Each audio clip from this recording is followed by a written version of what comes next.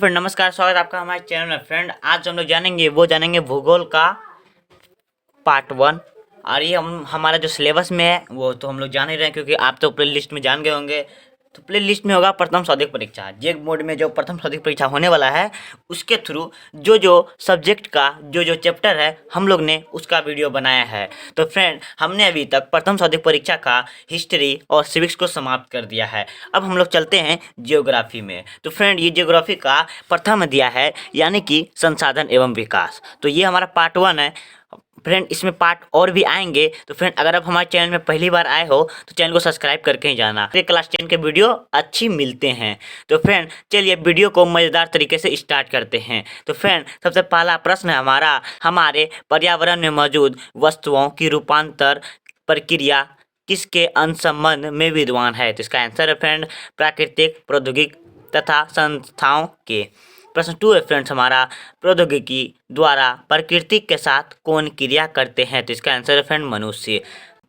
प्रश्न 3 है हमारा फ्रेंड्स, मनुष्य आर्थिक विकास के गति को तीव्र करने के लिए किसके रचना करते हैं? तो इसका आंसर है संस्थाओं की। तो फ्रेंड ये सब जो प्रश्न आपको बता रहे, ये आपका संसाधन एवं विकास चैप्टर का ही है। ठीक है फ्रेंड। प्रश्न 4 है हमारा, संसाधनों को प्राकृत का उपहार कौन समझते हैं? तो हमारा मनुष्य। संसाधन जो हमारे पास है जैसे कोयला है, तो मनुष्य जो क्या समझता है? प्राकृतिक का उपहार। तो मनुष्य सोचते हैं कि ये तो हमारा गॉड के दिया हुआ हमारा गिफ्ट है, प्राकृतिक का उपहार समझ, यानी कि प्राकृतिक का वो चीज़ समझ लेते हैं। पर वैसा नहीं है। जो हमारा कोयला है वो प्राकृतिक का चीज़ नहीं, वो खत्म होने वाला चीज़, वो ऐसा नहीं कि खत्म नहीं होगा। इसलिए जो हमारा प्रश्न 4 है उसका कहने का मतलब है संसाधन को यानी कोयला पेट्रोलियम को कौन प्राकृतिक का उपहार समझता है? जिसका आंसर हमारा मनुष्य। ठीक है फ्रेंड, चलिए आगे चलते हैं। प्रश्न 5 है फ्रेंड्स हमारा, संसाधन प्रकृति का उपहार है या नहीं? तो इसका आंसर है फ्रेंड नहीं। तो प्रश्न 6 है फ्रेंड्स हमारा, संसाधन किन क्रियाओं का परिणाम है? तो इसका आंसर है मानवीय क्रियाओं। प्रश्न 7 है फ्रेंड्स हमारा, संसाधन का एक महत्वपूर्ण हिस्सा कौन है? तो इसका आंसर है फ्रेंड हमारा मनुष्य। प्रश्न 8 है हमारा फ्रेंड्स, मानव पर्यावरण में पाई जाने वाली वस्तुओं को किसमें परिवर्तित करते हैं? तो इसका आंसर है फ्रेंड्स हमारा संसाधनों में। तो 9 है फ्रेंड्स हमारा, मनुष्य संसाधनों का क्या करते हैं? तो इसका आंसर है फ्रेंड उपभोग करते हैं, यानी कि खर्च करते हैं। प्रश्न 10 है फ्रेंड्स हमारा, अध्याय में संसाधनों का वर्गीकरण किस किस आधार पर किया गया है? तो इसका पहला है हमारा आंसर है हमारा पहला उत्पत्ति के आधार पर, दूसरा संभाव्यता के आधार पर, तीसरा स्वामित्व के आधार पर, चौथा विकास के स्तर पर आधार पर। चलिए फ्रेंड्स अब प्रश्न 11 में चलते हैं। प्रश्न 11 फ्रेंड्स हमारा, उत्पत्ति के आधार पर संसाधन के कितने प्रकार है, यानी कि रिसोर्स के कितने प्रकार? इसका आंसर है फ्रेंड्स हमारा 2। प्रश्न 12 फ्रेंड्स हमारा, उत्पत्ति के आधार पर संसाधन के कितने प्रकार, यानी कौन कौन प्रकार? इसका आंसर है फ्रेंड्स हमारा पहला जैव संसाधन, दूसरा अजैव संसाधन। प्रश्न 13 फ्रेंड्स हमारा, मनुष्य किन संसाधनों के वर्गीकरण में शामिल है? यानी कि ये जो मनुष्य है कौन संसाधनों के वर्गीकरण यानी संसाधन का वर्गीकरण किया गया है, तो उसका उदाहरण एक हमारा मनुष्य है। वो कौन संसाधन है? तो इसका आंसर है हमारा जैव संसाधन। अगर आपसे कोई पूछे मनुष्य कैसा संसाधन है तो आप बोलेगा जैव संसाधन। ठीक है। प्रश्न 14 फ्रेंड्स हमारा, वनस्पति जात, प्राणी जात, मृत्य जीवन किन संसाधनों के वर्गीकरण में शामिल है? तो इसका आंसर है जैव संसाधन। फिर अगर आपसे कोई पूछे जैव संसाधन का कुछ 3-4 उदाहरण दो तो आप बोलेगा वनस्पति जात यानी कि पेड़ पौधे, प्राणी जात यानी कि जंतु सब, मृत्य जीवन और इत्यादि। ठीक है। प्रश्न 15 फ्रेंड्स हमारा, चट्टान, धातुएं किन संसाधनों के वर्गीकरण में शामिल है? इसका आंसर हमारा अजैव संसाधन। अगर आपसे कोई अजैव संसाधन का उदाहरण पूछे तो आप बोलेगा चट्टान और धातुएं। अगर आप जैव अजैव का नहीं जानते हैं और अच्छी तरह से, ये तो ओनली ऑब्जेक्टिव है ना फ्रेंड, तो मैंने सब्जेक्टिव वीडियो बना रखा है तो आप वहाँ जाके देख सकते हैं। ठीक है। और ये जो प्रथम सौदिक परीक्षा का ओनली ऑब्जेक्टिव है, तो हम आपको जैव और अजैव का तो परिभाषा बता सकते हैं नहीं, और परिभाषा वाला वीडियो आगे बना हुआ है, आप हमारे वीडियो के डिस्क्रिप्शन में लिंक हम दे देंगे, आप वहाँ जाके देख लीजिएगा। चलिए फ्रेंड्स अब हम लोग प्रश्न 16 में चलते हैं। प्रश्न 16 फ्रेंड्स हमारा, समयता के आधार पर संसाधन के कितने प्रकार है? इसका आंसर है फ्रेंड्स हमारा 2। प्रश्न 17 फ्रेंड्स हमारा, समयता के आधार पर संसाधन के कौन कौन प्रकार है? इसका आंसर है फ्रेंड्स हमारा नवीकरण संसाधन, दूसरा है अनवीकरण संसाधन।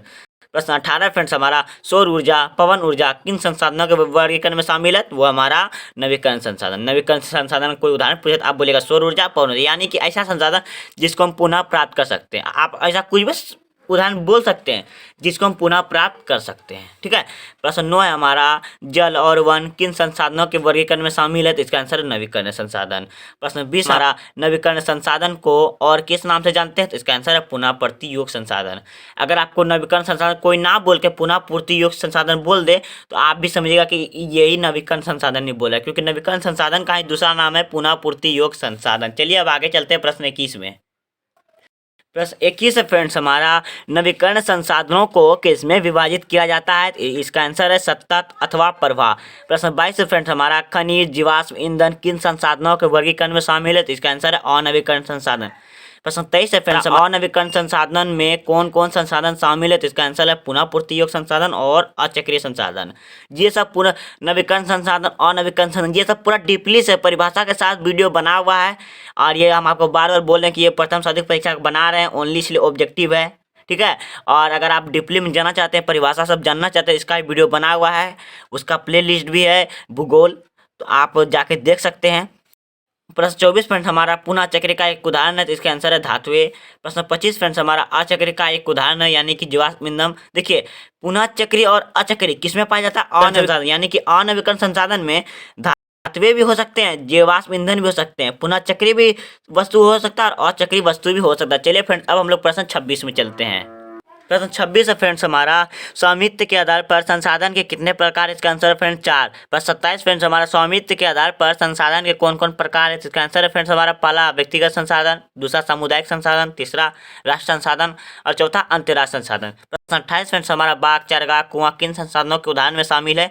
इसका आंसर फ्रेंड्स व्यक्तिगत संसाधन। व्यक्तिगत संसाधन का मतलब होता है यानी कि निजी, तो बाग भी निजी में होता है, चरगाह भी निजी में होता है, कुआं भी निजी में होता है। व्यक्तिगत संसाधन का अगर आप डिटेल से परिभाषा जानना चाहते हैं तो इसका भी लिंक डिस्क्रिप्शन में दे देंगे, क्योंकि इसका वीडियो बना हुआ है, ठीक है। बस 29 फ्रेंड्स हमारा सभी लोग का हक वाला वस्तु किन संसाधनों के अंतर्गत आता है? इसका आंसर है फ्रेंड्स सामुदायिक संसाधन। प्रश्न 30 फ्रेंड्स हमारा सार्वजनिक का अर्थ क्या होता है? तो इसका आंसर है सभी लोगों के लिए, यानी कि सभी लोगों का हक वाला। चलिए फ्रेंड्स अब हम लोग प्रश्न 31 में चलते हैं। प्रश्न 31 फ्रेंड्स हमारा नहरें, सड़क, रेल लाइन किन संसाधनों के अंतर्गत आते हैं? इसका आंसर है फ्रेंड राष्ट्र संसाधन। प्रश्न 32 फ्रेंड्स हमारा 12 समुद्री मील कितना किलोमीटर के बराबर होता है? इसका आंसर फ्रेंड 19.2 किलोमीटर। प्रश्न 33 फ्रेंड्स हमारा तट रेखा से 200 किलोमीटर की दूरी वाले क्षेत्र को क्या कहते हैं? इसका आंसर है अपवर्जक आर्थिक क्षेत्र। ये सब जो फ्रेंड आपको बता रहे हैं ये आपका बुक का ही है, आप ये नहीं सोचेगा कि ये आपको हम अलग से बता रहे हैं, ये आपका बुक का ही है और एक एक पॉइंट से लिया गया है, ठीक है। प्रश्न 34 फ्रेंड्स हमारा तट रेखा से 200 किलोमीटर के बाद मिले वस्तुओं किन संसाधनों के अंतर्गत आते हैं? इसका आंसर है अंतर्राष्ट्रीय संसाधन। प्रश्न 35 फ्रेंड्स हमारा अंतर्राष्ट्रीय संसाधन के नियंत्रण कौन करता है? इसका आंसर है अंतर्राष्ट्रीय संस्था। तो फ्रेंड देखिए अपवर्जक आर्थिक क्षेत्र यानी कि 200 किलोमीटर की दूरी यानी अपवर्जक आर्थिक क्षेत्र में जो भी वस्तु मिलेगा तो उसका जो नियंत्रण करेगा वो हमारा अंतर्राष्ट्रीय संस्था करेगा, ठीक है। तो 36 हमारा अंतर्राष्ट्रीय संसाधन में किसका अधिकार होता है? इसका आंसर है अंतर्राष्ट्रीय संस्था का। आई होप आपको वीडियो अच्छा लगा होगा, तो शेयर कीजिए, लाइक कमेंट और शेयर कीजिए। थैंक